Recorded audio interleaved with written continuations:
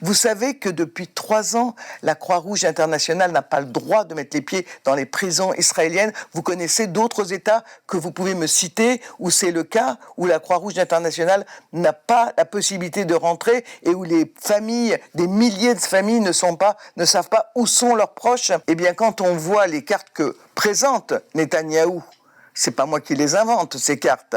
Quand on voit ces cartes, on comprend qu'il y ait des gens au Liban, qu'il y ait des gens en Palestine, qu'il y ait des gens dans différents pays qui disent on va pas se laisser faire.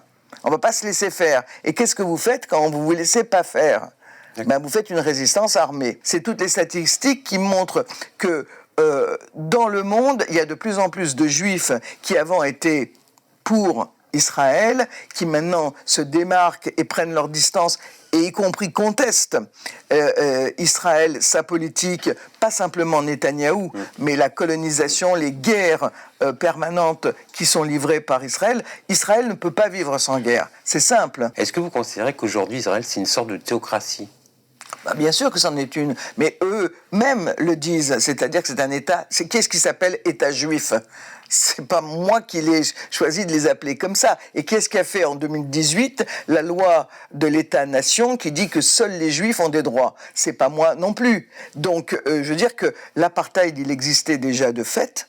Et en 2018, il a été institutionnalisé. C'est assez insupportable de voir un gouvernement qui choisit de donner des gages au lieu de prendre des sanctions contre Israël, alors qu'on a pris très facilement des sanctions contre la Russie, qu'on en prend contre l'Iran, que Cuba, on en prend également et on respecte celles demandées par les USA. Nous, on ne demande pas qu'on bombarde la population israélienne comme on a fait en Irak ou en Afghanistan ou ailleurs.